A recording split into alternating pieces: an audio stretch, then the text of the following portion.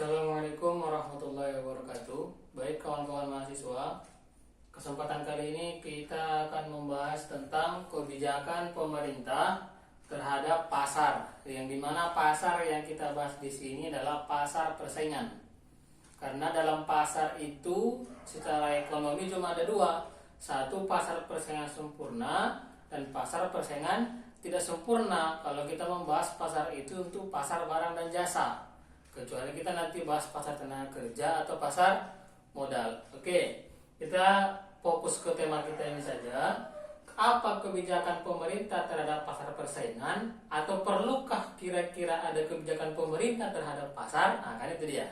Oke, ini pemerintah sama dengan pasar. Kalau kita fokuskan kepada Indonesia, memang sekarang pemerintah yang mengatur bagaimana mekanisme pasar, khususnya yang paling mencolok di masyarakat adalah mengatur harga-harga barang, yang dimana harga-harga yang paling sering dibutuhkan masyarakat. Apa itu? Beras, telur, daging, cabai, kan begitu kan? Memang pemerintah yang mengatur berapa sekilonya.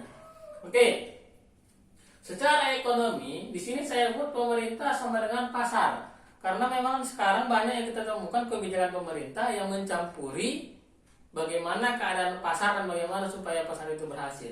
Tetapi secara teori ekonomi itu tidak boleh. Pemerintah bukan sama dengan pasar. Pemerintah tidak boleh mencampur tangan sedikit pun terhadap pasar. Kenapa? Karena secara teori ekonomi itu, kalau apabila memang dijalankan, tidak ada yang mencurangi teori itu. Yang mengatur pasar itu bukan pemerintah. Yang mengatur pasar itu adalah mekanisme pasar. Ya kan? Apa itu mekanisme pasar? Mekanisme pasar itu di mana yang mengatur masalah bagaimana permintaan dan bagaimana penawaran. Bagaimana jumlah barang yang diminta dan bagaimana jumlah barang yang ditawarkan. Kan itu dia pasar. Kalau umpamanya kita lihat bagaimana supaya pasar itu berhasil dari versi teori ekonomi. Supaya mekanisme pasar ini berhasil, ada namanya QD sama dengan QS. Apa itu? Quantity demand sama dengan quantity supply. Jumlah barang yang diminta sama dengan jumlah barang yang ditawarkan. Kalau kita bahasakan dalam bahasa kita sehari-hari, banyaknya pembeli sama dengan banyaknya penjual. Apabila banyaknya pembeli, banyak pembeli di pasar itu sama dengan banyaknya penjual, walaupun tidak persis sama secara jumlahnya, bisa kita kategorikan, oleh di sini pasar ini banyak kali pembelinya ini, di pasar ini banyak kali penjual yang berhasil lah kita kategorikan pasar itu. Ya, apabila memang mekanisme pasar ini terjadi di ekonomi dinamakan dengan equilibrium market. Equilibrium apa artinya? Equilibrium itu artinya keseimbangan. Market itu apa artinya? Pasar. Apabila terjadi banyaknya pembeli sama dengan banyaknya penjual yang ada di pasar, maka terjadilah keseimbangan pasar atau equilibrium market. Apabila pasar itu sudah sampai ke titik equilibrium market, maka sukseslah dikategorikan pasar itu. Maka berhasillah dikategorikan pasar itu. Otomatis akan terjadi tanpa ada sedikit pun campur tangan pemerintah. Akan terjadi secara otomatis.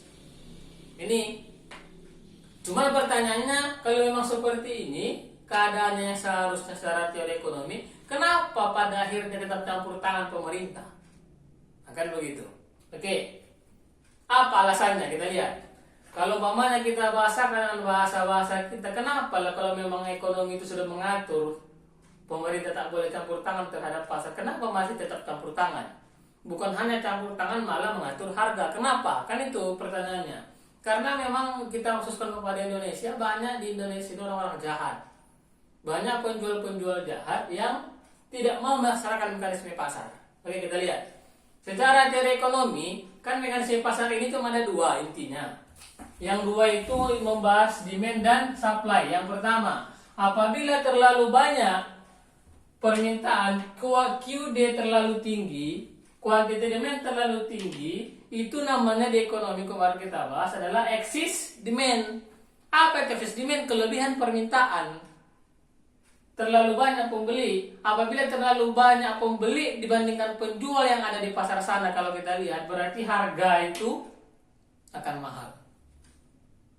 Tahu kita langsung apabila terhadap barang apapun itu, apabila terlalu banyak pembelinya dibandingkan penjualnya dan dinamakan excess demand secara teori ekonomi, pasti barang yang mereka beli itu, yang mereka jual itu harganya mahal.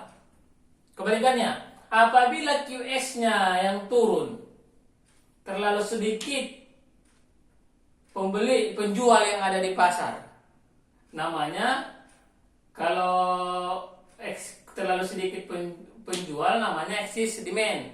Kalau mamanya terlalu banyak penjual namanya excess supply, karena excess itu artinya berlebih. Terlalu banyak penjual yang ada di pasar namanya di ekonomi excess supply. Excess supply itu apa? Penjual. Terlalu banyak penjual yang ada di pasar. Apapun yang dijual, apabila terlalu banyak penjualnya, pasti harga yang dijual itu murah. Barang apapun yang dijual. Apabila terlalu banyak penjual barang A, terlalu banyak penjual cabai di pasar dibanding pembeli cabai, pasti harga cabai murah. Itu kan ekonomi yang mengatur ini. 1 dan 2 ini. Mekanisme pasar yang mengatur. Tapi tidak terjadi. Kita khususkan ke negara kita Indonesia. Kenapa? Karena banyak yang menafsirkan hukum penawaran ini secara jahat. Kenapa? Apa hukum penawaran? Hukum penawaran itu apabila harga semakin tinggi, maka banyaklah jual barang itu. Semakin mahal harga barang yang kamu jual, maka banyakkanlah stokmu terhadap barang yang mahal itu. Kenapa? Karena lagi mahal harga barang, berarti keuntungan kita semakin banyak. Apabila harga barang mahal, banyak di toko kita, banyak di jualan kita, berarti banyaklah keuntungan kita. Karena kita seorang penjual. Hukum penawaran seperti itu. Apabila harga 1.000, maka 10 kilo lah kita misalkan stok di toko. Apabila harga naik menjadi 2.000, makin banyak stok. Kenapa? Makin mahal harga barang. Semakin mahal harga barang, semakin banyak stok. Supaya kita semakin banyak untungnya. Kalau seandainya naik lagi jadi 3.000, mungkin udah 65 kilo di toko. Itu kan hukum penawaran. Semakin tinggi harga, maka semakin banyaklah dijual barang itu. Datang, karena hukum penawaran seperti itu, datang seorang penjual. Apabila memang harga lagi murah, bagaimana kira-kira caranya supaya mahal? Karena kalau harga barang itu mahal kan keuntungan makin banyak. Kalau harga barang lagi murah, bagaimana caranya ya? Datanglah jahatnya, ditimbun. Stoknya stabil sebenarnya. Cabai itu pas memang. Cabai itu banyak, beras itu banyak. Tapi karena penjual ingin menaikkan harga cabai, misalkan harga apapun itu, apalagi barang itu barang yang dibutuhkan oleh masyarakat, ditimbunnya barang itu. Kalau ditimbun barang itu kan stoknya semakin berkurang. Apabila stok semakin berkurang, sementara masyarakat butuh terhadap barang itu, disitulah kesempatan penjual untuk menaikkan, memahalkan harga barang. Padahal barangnya ada, tapi ditimbun, tidak dikeluarkan, tidak dijual. Baru dengan alasan, barang lagi payah. Di saat nanti dinaikkan harga barang itu, baru keluarkanlah stok dari gudang. Lagi mahal. Itu kan kejahatan seperti itu namanya. Apa tujuannya seperti itu? Supaya menguasai barang. Kalau tidak diatasi hal-hal jahat seperti itu, maka terjadinya pasar-pasar monopoli. Apa itu pasar monopoli? Cuma satu penjualnya. Pembelinya banyak. Kalau satu penjual berarti dialah pengatur harga. Tak boleh seperti itu.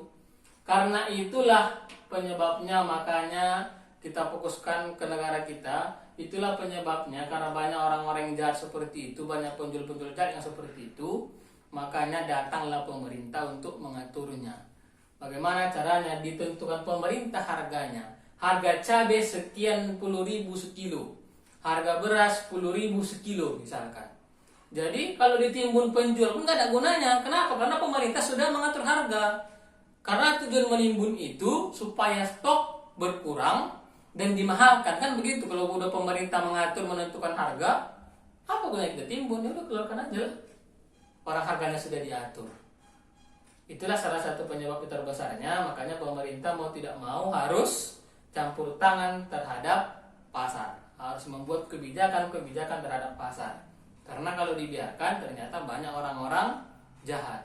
Oke, sekian untuk penjelasan panjangnya ada di buku pegangan kita, silakan dibaca untuk diulang kembali nantinya sebagai video juga. Saya cukupkan sampai di sini. Sekian kawan-kawan, terima kasih. Assalamualaikum warahmatullahi wabarakatuh.